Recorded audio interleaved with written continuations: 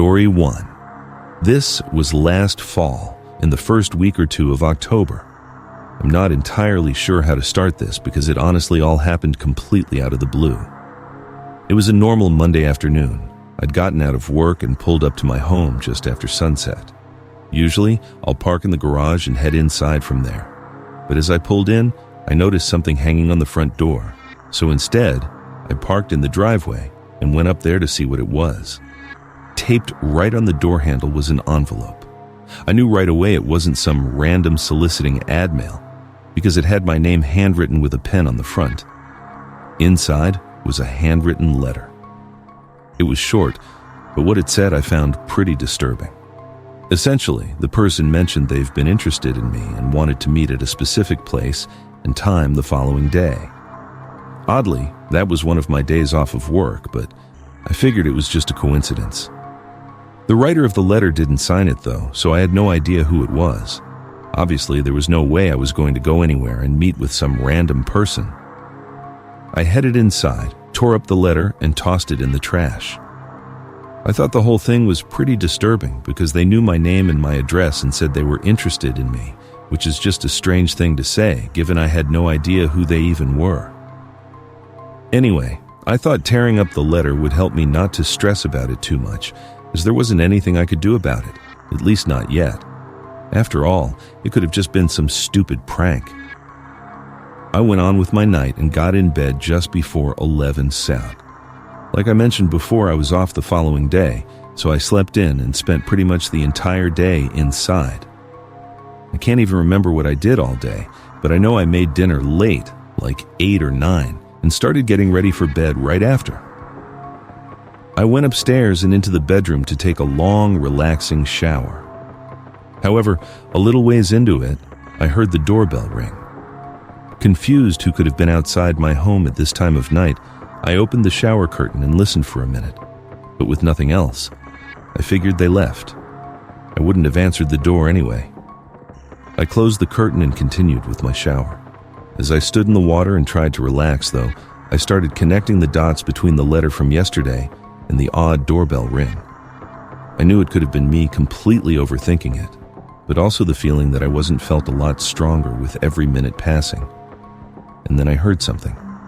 It sounded like a few light thuds or maybe creaks somewhere right outside the shower curtain.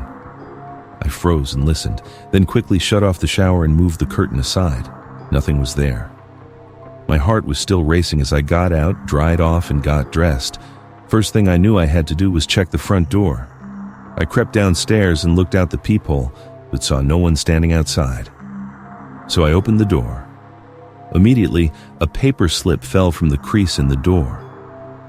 Before reaching down and grabbing it, I looked around outside.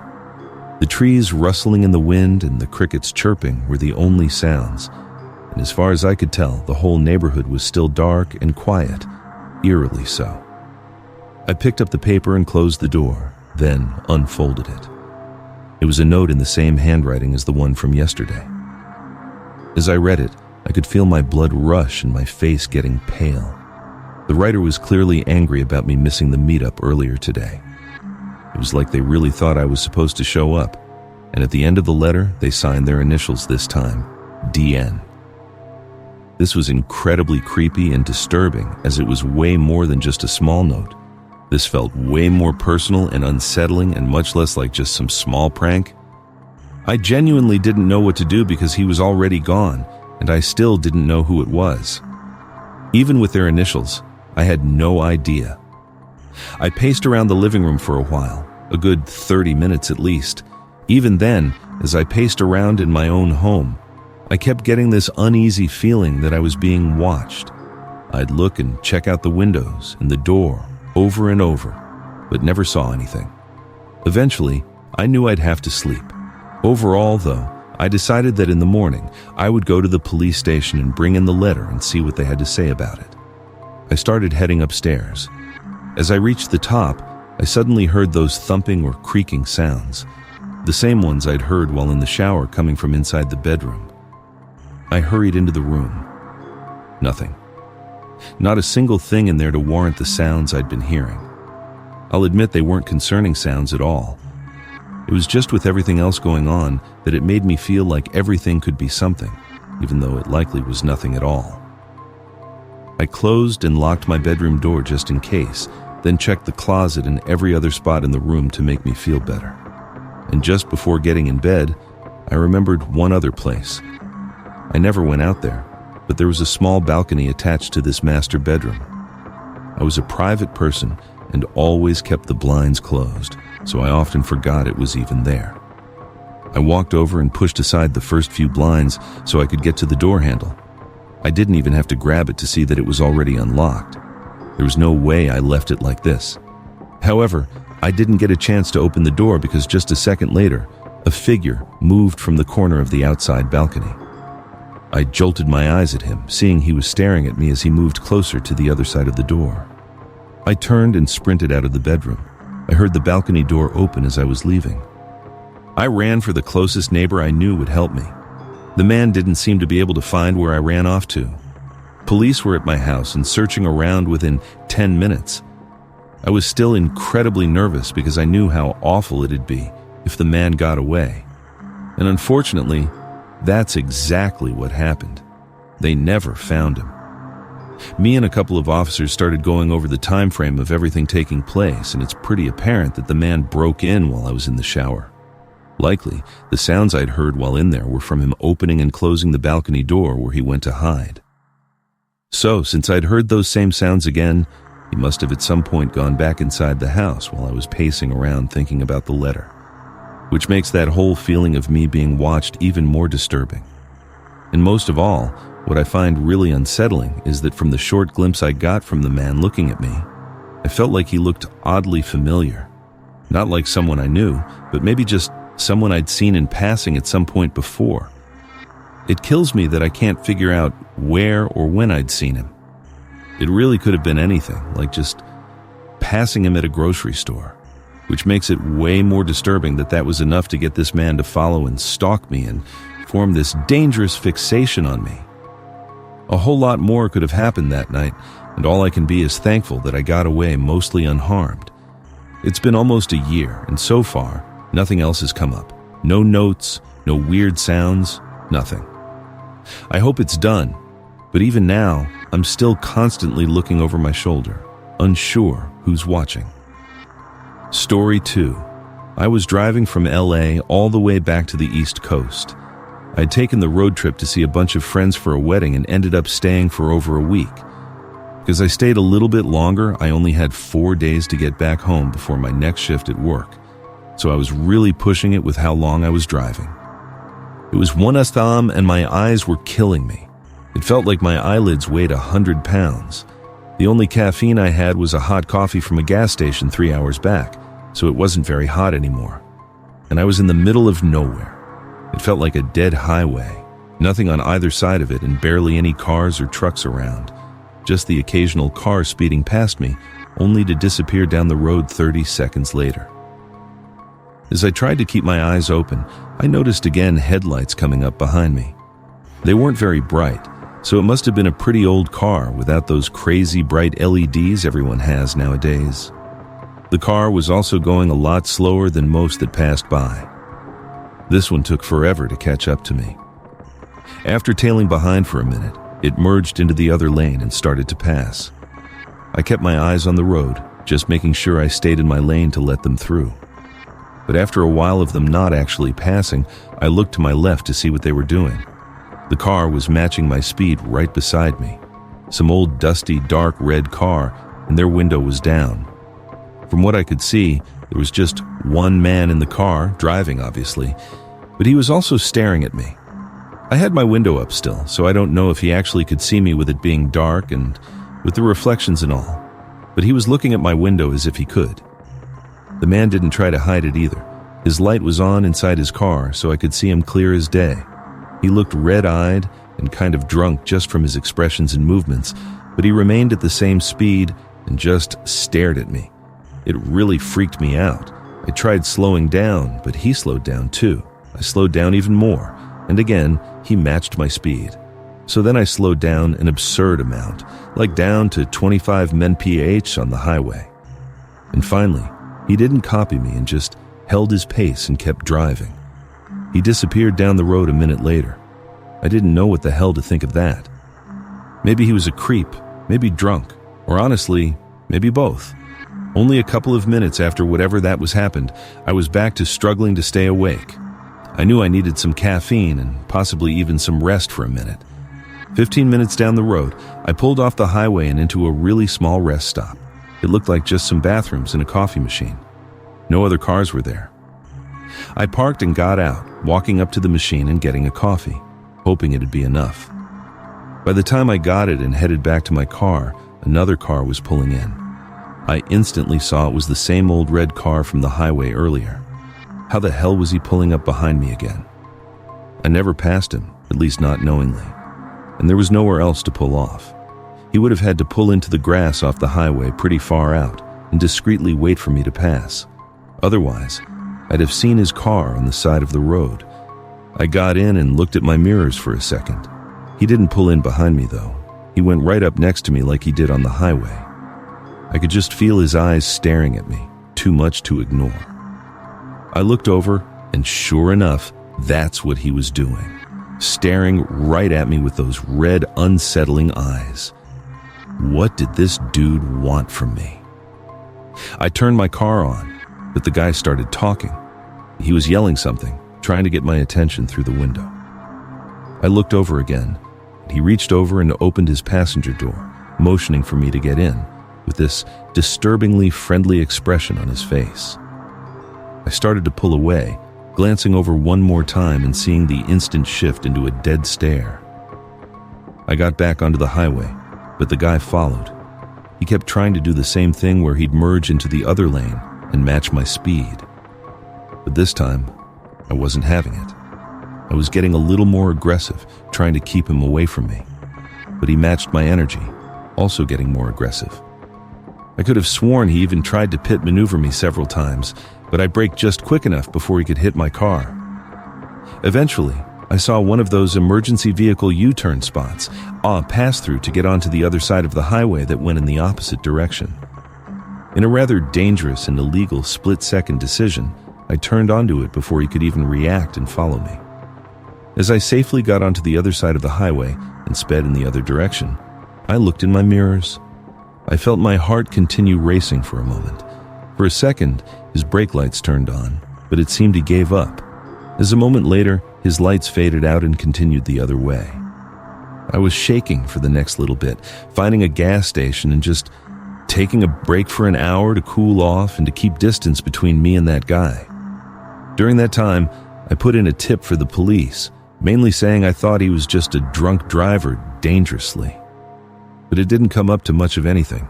That was until 4 days later, well after I'd made it back home. Having time to actually breathe, I looked up if the cops ever caught any drunk drivers on that road recently, thinking I might find the dude's mugshot or something. But what I found made this whole thing more disturbing than I ever could have imagined.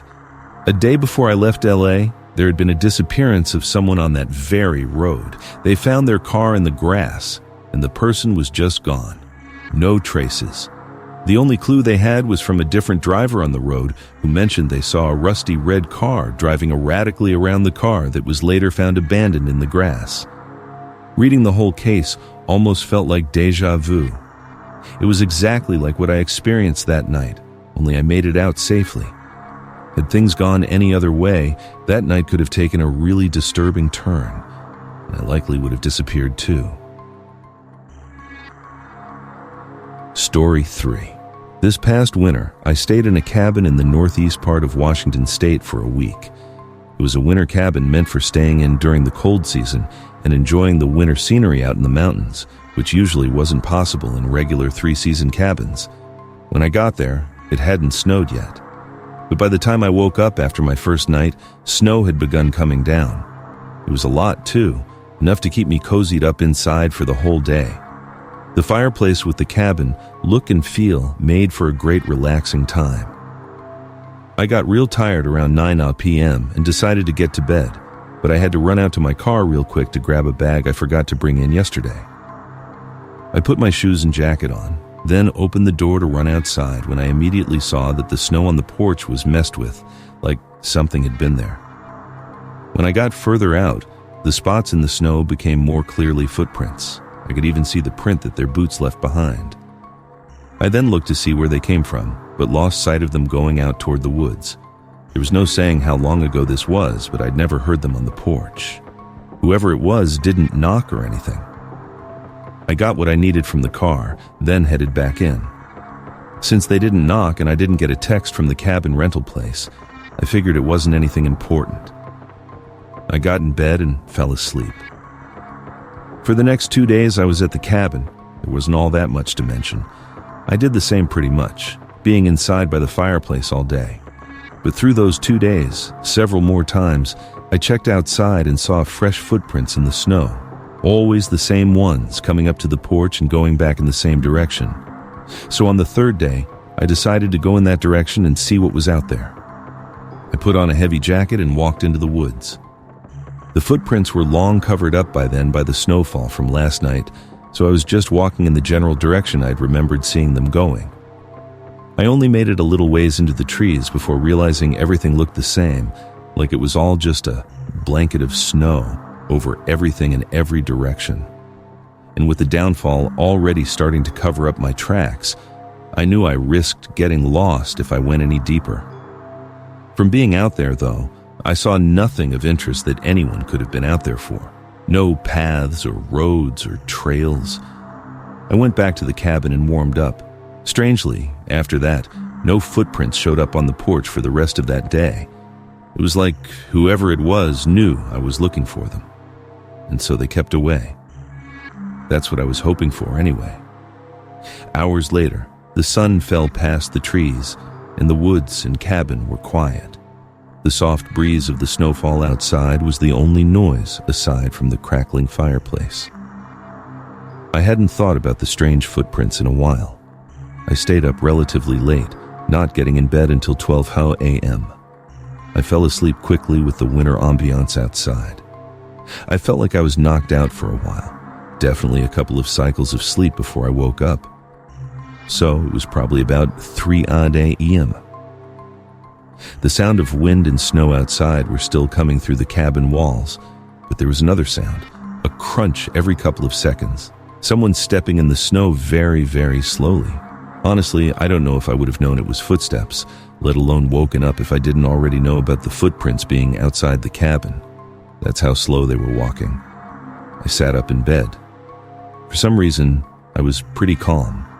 Nervous for sure, but not scared, really. I was confident I could hold my own if something were to happen. I know it was very arrogant of me, maybe dangerously so.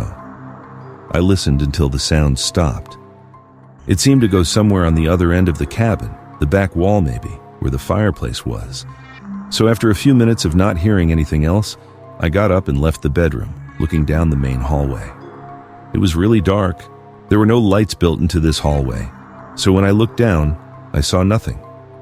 In that moment, though, a very strong, uncontrollable feeling took over the false confidence that I had just a few moments ago. Suddenly, I was really nervous that something was wrong, more than just someone walking around outside. I took a few steps into the hallway. Still, I heard nothing. I moved all the way to the end where the living room kitchen was, and just when I took a step toward the front door, I heard a loud thump on the floor behind me. I spun around and looked down the hallway I just came from. I only caught a quick sight of someone moving quickly through the shadows, rushing down the hallway toward me. I ran straight for the front door, grabbing the keys I'd left right by it and running out barefoot through the snow to my car. I got in and couldn't see anything at all as the entire windshield was covered in a thick layer of snow. I didn't know if he was chasing me or right in front of the car, which made the whole thing even more horrifying. Thankfully, I could see out of my back windshield, being upright and small, so I began backing out, going as fast as I could down the graveled driveway. I did end up making it out of there. It took over an hour for a cop to show up, and by then, the footprints of him leaving the cabin were covered, so it wasn't even clear where he went. From what we could find, though, the man got in through a window on the far wall near the fireplace.